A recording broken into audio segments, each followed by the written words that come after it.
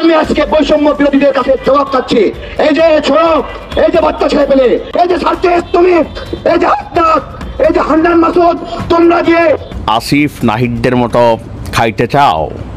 কিভাবে জানছো তারা যে খাচ্ছে, আবার 5 বছরের জন্য খাবে? তুমিও কিন্তু খেয়েছ বিকাশ। এদিকে গভীর রাতে ডক্টর ইউনূসের সিদ্ধান্ত পরিবর্তনে সমন্বয়ক সার্জিস হাসনাতের উপর কঠিন প্রভাব পড়ে। অন্যদিকে শেখ হাসিনার কপাল কুলে লক্ষ লক্ষ কর্মী নিয়ে রাজপথে সবাই সার্জিস ও হাসনাতকে কঠিনভাবে ধরে। কিন্তু শুধু ইউনূস আর তার জঙ্গি সাথীদের তো ঘুম ভাঙেনি। তাদের পাকিস্তান প্রেম এমন, তারা পাকিস্তানের কোলে উঠে বসেছে। 6 মাসের মধ্যে আপনাদের এই চেহারা বের হয়েছে, আর 6 বছর গেলে আপনাদের চেহারা কি হবে? ওদের যত খারাপ, নিকৃষ্ট হয়ে গেছেন আপনারা এখন দেখতেছি। তো আপনারা আজকে বিদেশে বসে বসে দেশের বিরুদ্ধে আজকে পরিকল্পনা করছেন, প্ল্যান করছেন আপনারা দেশের বিরুদ্ধে। তো আপনারা একটা কাজ করেন, আজকে 1টা মিনিটের জন্য ভাই একটু দেখা দিয়েন। আপনারা 1টা মিনিটের জন্য দেখা দেন। আমাদের দেশের মানুষ আপনাদের একটু দেখতে চায়, যে আসলে আপনাদের সাথে একটু কথা বলতে চায়। আপনারা দেখাও দিবেন, একটু কথা বল। প্লিজ রাস্তায় নেমে আসেন। রাস্তায় নেমে আপনাদের সাথে আমরা একটু দেখা করতে চাই। যে আপার যে বাহিনীরা আছে, আপনারা একটু রাস্তায় নেমে আসেন। আপনাদের সাথে আমরা একটু কথা বলবো, সামনাসামনি কথা বলবো। দেখেন, এত সহজ না ভাই। ঘুরিয়ে পেছিয়ে কথা বলার কি আছে হাসনাত আব্দুল্লাহ? ঘুরিয়ে পেছিয়ে কথা বলার কি আছে? কারণ সিংহ কখনো ঘুরিয়ে পেছিয়ে কথা বলতে পারে না, বাঘ কখনো ঘুরিয়ে পিছিয়ে কথা বলতে পারে না। আরে হাসনাতুল্লাহ, তোমাকে কি বলবো, তুমি তো হচ্ছে মানে গিরগিটির থেকেও বড় গিরগিটি, মীর জাফরের থেকেও বড় মীর জাফর। কারণ কখনো সিংহ কখনো ঘুরিয়ে পিছিয়ে কথা বলতে পারে না। দেখো না, সরাসরি কথা বলতেছি, সরাসরি। আমরা মুক্তিযোদ্ধার আপনার চেতনা যারা নাকি বিশ্বাস করি, এরা এখন পর্যন্ত মরে যায়নি, কিংবা আমরা এখন পর্যন্ত মরে যাইনি। তোমরা যারা রাজাকার বাহিনী আছো, তোমাদেরকে আমরা উৎখাত বাংলাদেশের মাটি থেকে অবশ্যই করব। আসসালামু আলাইকুম রহমতুল্লাহ। সবাই কেমন আছেন? আশা করি সবাই অনেক অনেক ভালো এবং সুস্থ আছেন। সবাইকে স্বাগতম জানাচ্ছি আমাদের আরেক নতুন ভিডিওতে। প্রতিদিনের মতো আমি আপনাদের সিরিয়াত ফারুকি আবারও চলে আসলাম নতুন একটা ভিডিও নিয়ে। আজকের ভিডিও টাইটেল এবং থাম্বনেল দেখে ইতিমধ্যেই বুঝতে পেরেছেন আজকে কি বিষয়টা নিয়ে কথা বলবো। আজকে যে বিষয়টা নিয়ে কথা বলবো খুবই গুরুত্বপূর্ণ একটা বিষয়।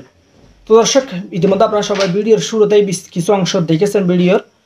একটু পরে আমরা ভিডিওর বাকি অংশগুলো দেখবো। তার আগে আপনাদের ছোট একটি অনুরোধ জানিয়ে রাখতে চাই, যারা আমাদের ফারুকি অনলাইন ইউটিউব চ্যানেলটিতে এখন আছেন, প্লিজ দয়া করে আমাদের চ্যানেল সাবস্ক্রাইব করে অবসান ঘটতে যাচ্ছে সম্ভবত ফেব্রুয়ারির মাঝামাঝি। সেটা হলো গণঅভ্যুত্থানের সামনের সারিতে থাকা যারা ছাত্র এবং অন্যান্যরা, তাদের দুটো সংগঠন আছে, বৈষম্য বিরোধী ছাত্র আন্দোলন এবং নাগরিক কমিটি। তাদের সমন্বয় মানে তারা এই দুটো সংগঠন রেখে দেবেন, এখান থেকে গিয়ে তারা একটা দল তৈরি করতে যাচ্ছেন। সেটা ঘোষিত হবে ফেব্রুয়ারির মাঝামাঝিতে। অনেকগুলো জল্পনা কল্পনা আছে, অনেকগুলো আলাপ আছে, এবং সবচেয়ে জরুরি কথা, এই প্রশ্নটা এখন রাজনীতির মাঠে খুবই মাথাচাড়া দিচ্ছে। সেটা হলো ছাত্রদের সাথে বিএনপির সম্পর্ক কেমন হবে, ছাত্র মানে সেই রাজনৈতিক দলের সাথে। কারণ এই মুহূর্তে এক ধরনের আপাত সংঘাতময় পরিস্থিতি এই দুটো পক্ষের মধ্যে দেখা যাচ্ছে। তাদের কি এই সংঘাতময় পরিস্থিতি থাকবে, সেটা আরো বেশি বাড়বে, নাকি এক ধরনের অবিশ্বাস্যভাবে তাদের মধ্যে ইন্টারাকশন ভালো হয়ে তাদের আন্ডারস্ট্যান্ডিং বা সমঝোতাও হতে পারে, এই আলাপও আছে।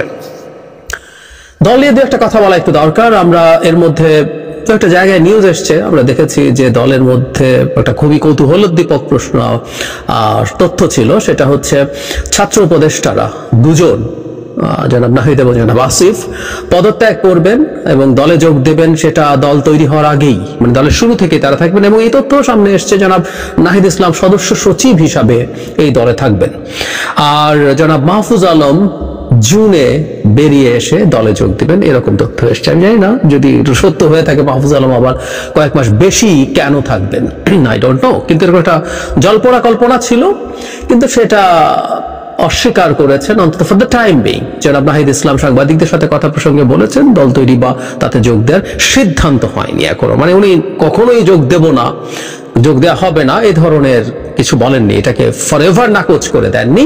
অন্তত এই মুহূর্তে তাদের সিদ্ধান্ত নেই, এই ধরনের কথা বলেছেন।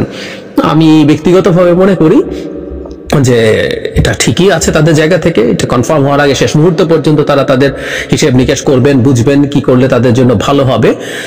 কিন্তু আমি ধারণা করি তারা দলে যোগ দিচ্ছেন, এবং এটা দলে যোগ দেওয়া উচিত কয়েকটা কারণে।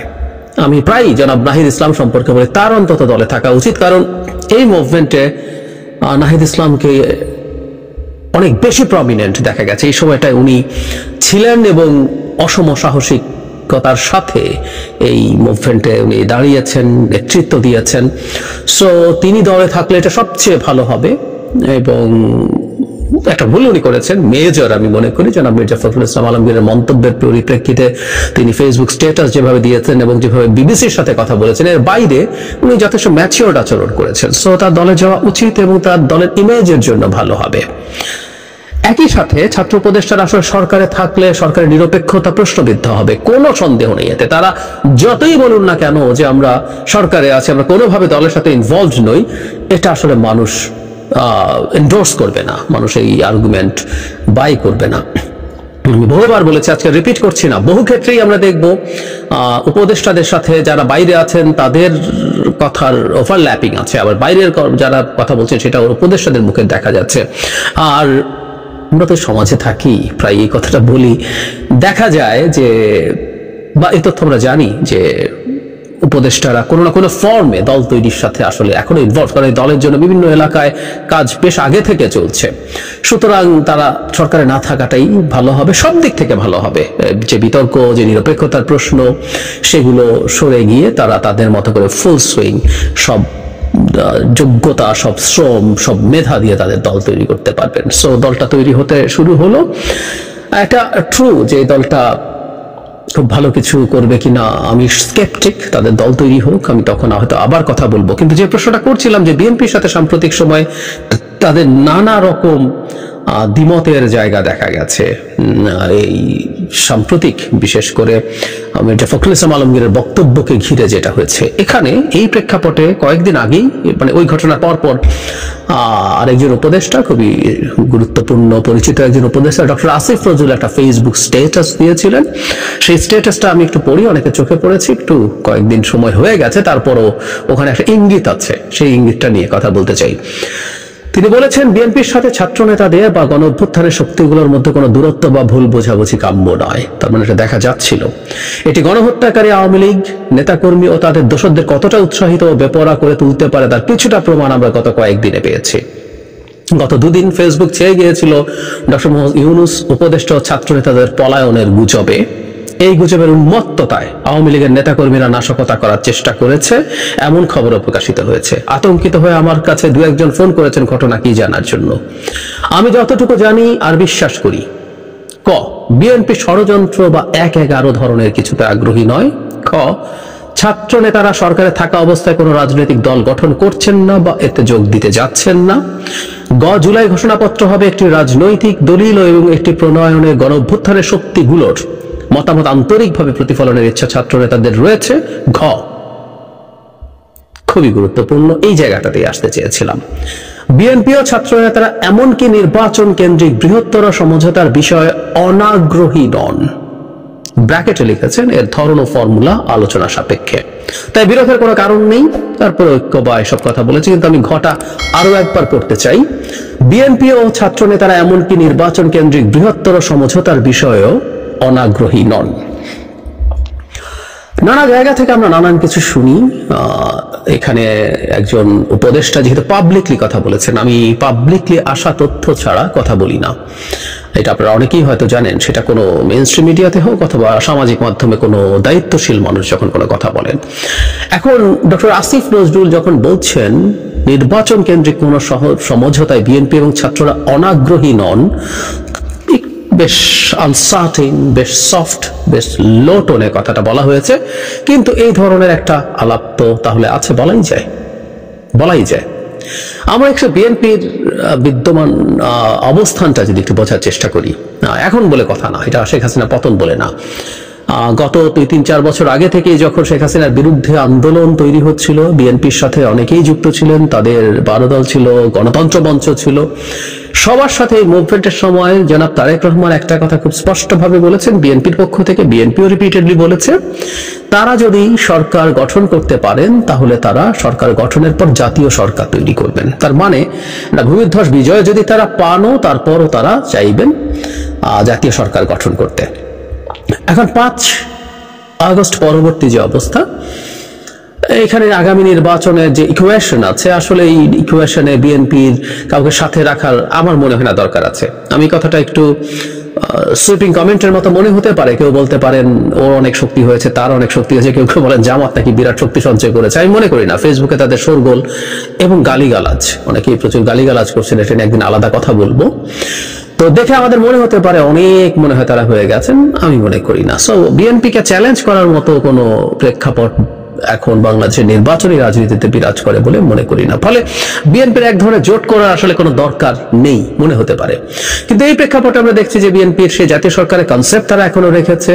নট অনলি দ্যাট, তারা তাদের সাথে থাকা, যুগপৎ আন্দোলন করা অনেকের ব্যাপারে এক ধরনের ছাড় দিচ্ছে। নির্বাচনের ক্ষেত্রেও গণতন্ত্র মঞ্চের কিছু নেতা তাদের এলাকায় ক্যাম্পেইন করছেন, এসব সিট সম্ভবত বিএনপি তাদেরকে ছেড়েই দিচ্ছেন। এমনকি গণ অধিকার পরিষদের দুই নেতা জনাব নূর এবং জনাব রাশেদ তাদের এলাকায় গিয়ে বাধার সম্মুখীন হওয়ার পর বিএনপির পক্ষ থেকে চিঠি দিয়ে তাদের যে নেতাকর্মী আছে তাদেরকে শান্ত করার চেষ্টা করা হয়েছে, তাদেরকে ক্যাম্পেইন করার সুযোগ দেওয়ার জন্য। তার মানে আমরা বুঝতে পারছি নির্বাচনেও বিএনপি এক ধরনের আসনের আলোচনা বা সমঝোতায় যাবে। ফলে এই আওয়াজটা এখন উঠতে শুরু করতে পারে বা কিছুটা হলে উঠেছে বলে আমি ধারণা করি। বিএনপি যেমন একটা জাতীয় সরকারের চিন্তা করছে, তেমনি সংসদেও তারা কিছু মানুষজনকে এ ধরনের সমঝোতার মাধ্যমে নেয়ার চিন্তা করবে কিনা। এবং ছাত্রদেরকে যদি বিএনপি এটা অ্যাকোমোডেট করে, আমার কাছে এর চেয়ে সুন্দর কিছু হয় বলে মনে হয় না। এখন কতটুকু হবে কি হবে সেটা অন্য আলোচনা, সেটা আলোচনা হতে থাকবে এবং এই আলোচনার মাধ্যমে নির্ধারিত হবে কতটুকু ছাড় বিএনপির পক্ষ থেকে দেওয়া হবে, কতটুকুতে এই ধরনের আন্ডারস্ট্যান্ডিং হবে। সো আমি এটাকে উড়িয়ে দিতে চাই না। রাজনীতিতে যখন দুটো পক্ষ পরস্পরের সাথে তীব্র বাদানুবাদে জড়িত হয়ে পড়ে, সেটা দেখেই এটা শেষ কথা হয়ে গেছে মনে করার কোনো কারণ নেই। এবং আমার মনে হয় যারা গণ আন্দোলনটা, গণ অভ্যুত্থানটার সামনের সারিতে ছিলেন, তারাও তাদের ভবিষ্যতের হিসেব নিকেশের ক্ষেত্রে বিএনপির সাথে আলোচনা, বিএনপির সাথে একটা এক ধরনের সমঝোতা, এই চিন্তা তারা রাখতে পারেন। কারণ যদি তারা মধ্যপন্থী রাজনীতির কথা ভাবেন, আমি এই জায়গাটাকে আসলে গুরুত্ব দিতে চাই। আমি নাগরিক কমিটি বা বৈষম্য বিরোধী ছাত্র আন্দোলনের একাধিক নেতাকে দেখেছি, তারা বিভিন্ন টক শোতে এই আলাপটা করছেন যে এটা একটা মধ্যপন্থী দল হতে যাচ্ছে। সুতরাং মধ্যপন্থী দল যদি হয়ে থাকে, তাহলে ইসলামিস্ট ফোর্সগুলো তাদের জন্য কোনো বিকল্প না। সেই বিকল্প একমাত্র বিএনপির সমস্যা আছে, স্খলন আছে। বিএনপি এখনই ক্ষমতায় আসার আগে সত্যিকার অর্থে বিএনপির তৃণমূলে বেশ কিছু লোকজন বিভিন্ন রকম চাঁদাবাজি সহ এরকম বিভিন্ন রকম অপরাধে জড়িত হয়ে পড়েছে, কোনো সন্দেহ নেই। এটার দায় মূলত সরকারের, এমনকি সেনাবাহিনী এখন মাঠে আছে, তারপরও কেন এগুলো হতে পারছে আমরা প্রশ্ন করতে পারি। তারপরও নৈতিকভাবে বিএনপির দিকে কেউ আঙ্গুল তুলতেই পারেন, তুলেছেনও। কিন্তু বিএনপির অন্তত সর্বোচ্চ পর্যায়ে এই ব্যাপারটার ব্যাপারে যে খুবই টাফ, সেটার প্রমাণ তারা দিয়েছেন 1002-এর মতো বহিষ্কার করে। তারপর এটা করছে। কিন্তু আমরা বলছি এই সুশাসনের জায়গাগুলো ধীরে ধীরে ধাপে ধাপে ঠিক করে নেওয়া যাবে। বিএনপি যদি ক্ষমতায় থাকতো, তখন আমরা বিএনপির উপরে ব্লেম করতে পারতাম যে তারা প্রশাসনিক বা আইন শৃঙ্খলা রক্ষাকারী বাহিনীকে দিয়ে ব্যবস্থা নিচ্ছে না কেন, তখন পুরো দায় তাদেরকে দিতে পারতাম। সো বিএনপির এই অভিযোগের বাইরে একটা, যখন যেহেতু বাংলাদেশকে এখন আইডিওলজিক্যালি দুভাগে ভাগ করার চেষ্টা করা হচ্ছে, রাজনীতিতে এক ধরনের প্রো ইসলাম বা ইসলামিস্ট ফোর্সগুলো একত্র হওয়ার চেষ্টা করছে, ছাত্ররা যদি এক ধরনের সেন্ট্রিস্ট ফোর্স হিসাবে থাকতে চায়, তাদের দলকে গড়ে তুলতে চায়, আমি তো আসলে বিএনপিকে তাদের একটা ভালো অপশন হিসেবে দেখি, যাদের সাথে তাদের এক ধরনের আন্ডারস্ট্যান্ডিং হতে পারে। এবং এই পার্লামেন্টে বেশ কয়েকজন আমাদের পরিচিত মুখ সংসদে আসবেন, যাদের আসনে বিএনপি তাদের অন্যান্য ক্ষেত্রে যেমন ছাড় দিয়েছে সেটা দেবে, এবং তারা পার্লামেন্টে গিয়ে তাদের স্বপ্নের কথা, তাদের চাওয়ার কথা, পাওয়ার কথা নিয়ে ফাইট করবেন, ডিবেট করবেন, এবং বিএনপিকে তাদের ভুল ভ্রান্তি নিয়ে সমালোচনার মধ্যে রাখবেন। এটা খুবই সুন্দর ব্যাপার হতে পারে। সুতরাং আমি মনে করি যে দুই পক্ষের দিক থেকে এই উত্তেজনাটা কমে আসা উচিত এবং পরস্পরের সাথে তাদের আলোচনা বাড়ুক এবং সমঝোতার মাধ্যমে তারা আরো কাছাকাছি আসুক, তারা ভবিষ্যতের রাজনীতি করুক। এবং খুব স্বাভাবিকভাবে ওরা তো আর বিএনপিতে যাচ্ছে না, তাদের একটা সমঝোতা হচ্ছে, তাদের সমালোচনা, তাদের সবকিছু থাকলো। বিএনপি খারাপ করতে থাকলে তাদেরকে ট্র্যাকে রাখা, তাদের নিজস্ব রাজনীতি চালিয়ে যাওয়া, সবকিছুই একসাথে হতে পারে। কিন্তু যদি বিএনপির সাথে কনফ্লিক্টিং সিচুয়েশন তৈরি হয়, আমি মনে করি রাস্তায় একটা বড় বিপজ্জনক পরিস্থিতি রাষ্ট্রের জন্য তৈরি হবে। দুটোই অত্যন্ত অত্যন্ত গুরুত্বপূর্ণ ফোর্স শেখ হাসিনা পতনের জন্য একটা বছরের পর বছর ভয়ঙ্কর অত্যাচার নির্যাতন সহ্য করে ফাইট করেছে। আর একটা গ্রুপ শেষ মুহূর্তে এসে অত্যন্ত ডিসাইসিভ রোল প্লে করেছে, যদিও তখনও বিএনপি খুব ভালোভাবেই মাঠে ছিল। তো এই দুটো ফোর্স যদি মুখোমুখি হয়ে যায়, খুবই সাংঘর্ষিক অবস্থা হয়, আমাদের জন্য ভালো হবে না। বটম লাইন, আমরা যারা বাংলাদেশকে অন্তত সেন্ট্রিস্ট ফোর্স বাংলাদেশের রাজনীতিকে নিয়ন্ত্রণ করবে, শাসন করবে দেখতে চাই। কে হিংসে হয়? আসিফ নাহিদদের মতো খাইতে চাও? কিভাবে জানছো তারা যে খাচ্ছে, আবার 5 বছরের জন্য খাবে? তুমিও কিন্তু খেয়েছ বিকাশ। যাই হোক, খাওয়া খাওয়াই নিয়ে কামড়া কামড়ি শুরু হয়ে গেছে তোমাদের মধ্যে। ছাত্রলীগ বের হয়ে আসছে, জায়গায় জায়গায় কিন্তু কেরাবেরা লাগাচ্ছে।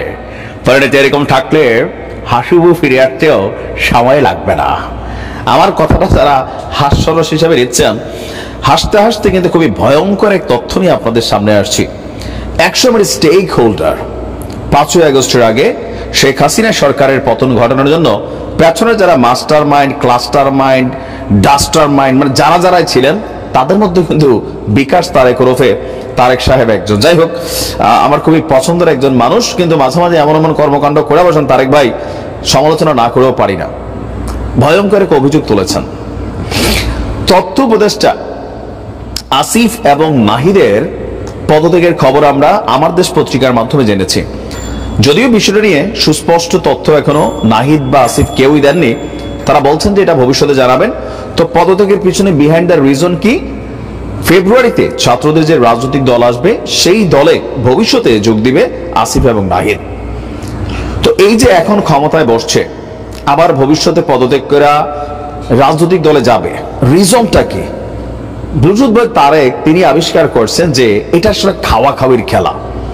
দৈনিক ইনকিলাব পত্রিকার যেই প্রতিবেদন, সেখানে বলা হচ্ছে যে আপনার তারেক আপনার উপদেষ্টা, 2 উপদেষ্টার উদ্দেশ্যে বলছেন, আপনাদের দায়িত্ব নেওয়ার উদ্দেশ্য ছিল ক্ষমতা, দায়িত্ব ছেড়ে দেওয়ার উদ্দেশ্য আবারও কিন্তু ক্ষমতা। 2 ক্ষমতার উদ্দেশ্য, একবার দায়িত্ব নিয়েছেন 6 মাস ধরে খাবেন বলে, আবার এখন দায়িত্ব ছাড়ছেন সামনের 5 বছর ধরে খাওয়ার জন্য। তার মানে কি আমাদের উপদেষ্টাটা কি খাওয়া টাওয়া খাচ্ছে? তারেক যেভাবে অভিযোগ করছে, তথ্য তো নিশ্চয় আছে, দায়িত্বশীল একজন ব্যক্তি। উপদেষ্টা আসিফ নাহিদ কি খাচ্ছে? জনমনে নানান প্রশ্ন আছে, তো নিশ্চয় তারেক সেটা সম্পর্কে আরো তথ্য দিবে। আসলে ঘটনাটা কোন জায়গা থেকে শুরু আমরা দেখি। যদিও ভিডিওটা একদিন আগের একটা বিক্ষোভ সমাবেশে তারেক এই বক্তব্যের অংশবিশেষের মধ্যে বলছে, লজ্জা লাগে না? দেশকে ফাঁদের মধ্যে ফেলে রেখে চলে যাচ্ছেন, দেশকে বিপদের মুখে ফেলে রেখে চলে যাচ্ছেন, ছাড়বেন কেন ক্ষমতা? আর যদি ছাড়বেন তাহলে নিছেন কেন? আপনারা জানেন যে ইতিমধ্যে পিনাকি ভট্টাচার্যের সাজেস্টে একটা নতুন রাজনৈতিক দল আমজনতা, আর সেই জনতার সিনিয়র যুগ্ম সদস্য সচিব হচ্ছে তারেক। তো তিনি বলছেন, আমার নাহিদ ভাইকে বলবো, 6 মাস সময় পেয়েছেন আপনি, আপনারা সংস্কারের কথা বলছেন। আরে ভাই, 6 মাসের টেলিটকের যে সিম, এইটারই তো উন্নতি করতে পারেন নাই। টেলিটকের সিমের নেটওয়ার্ক পাওয়া যায় না, তাহলে আপনি আপনার উপর যে কাজ ছিল সেই কাজ বাদ দিয়ে কেন আজগবি কাজে ব্যস্ত ছিলেন? টেলিটকের জন্য আপনি উন্নয়ন করতে পারেন নাই, আপনাকে কেন ইন্টারনেটের বিলটা বাড়াইতে হইল? এরপর এক হাত নিচে উপদেষ্টা আসিফরে বলছে যে আসিফের উপর একটা দায়িত্ব ছিল, উনি কথা দিয়েছিলেন রানা প্লাজার ক্ষতিগ্রস্তদের জন্য উনি কিছু করবেন। 108 কোটি টাকা শেখ হাসিনা চুরি করেছিল, প্রধানমন্ত্রীর দপ্তর থেকে সেই টাকা উদ্ধার করে রানা প্লাজার ক্ষতিগ্রস্তদের দিবেন। আমাদের আসিফ মাহমুদ ভাই সেই ক্ষতিপূরণ আদায় না করে উল্টো এই শ্রম মন্ত্রণালয়ের দায়িত্ব ছেড়ে দিলেন। আমার কথা, আপনারা কি সংস্কার করবেন? আপনারা একটা একটা করে দায়িত্ব নিচ্ছেন, আর কি বলা হয় যে আপনার মানে মজার অংশটা ছিল শেষে আবার ছেড়ে দিচ্ছেন। আবার শুনছি আপনারা নাকি 2 জনেই দায়িত্ব ছেড়ে দিবেন। আমার কথা হলো, দায়িত্ব যদি ছেড়ে দেবেন, তো দায়িত্ব ছেড়ে দেওয়ার উদ্দেশ্য কি? দায়িত্ব নেওয়ার উদ্দেশ্য কি? মানে টোটালি হচ্ছে সংস্কারের কথা বা উন্নয়নের কথা, এগুলা বলা সোজা, সমালোচনা করা সোজা, দায়িত্বের মধ্যে বসলে কাজ করা কিন্তু কঠিন। ইন্টারনেটের বিল আসলে কিন্তু বাড়াইছে নাহিদের এই সরকারি বলতে হবে, কারণ নাহিদ এখন দায়িত্বে আছে। এরকম প্রত্যেকটা সেক্টরে নানান ঘটনা ঘটছে। দেশে মব জাস্টিস বেড়ে গেছে, মানে নানান ধরনের অ্যাক্টিভিটিস চলছে। তো স্বাভাবিকভাবে যত দিন যাবে তত সরকারের হানিমুন পুরুষ শেষ হবে, মানুষ এটা নিয়ে সমালোচনা করবে।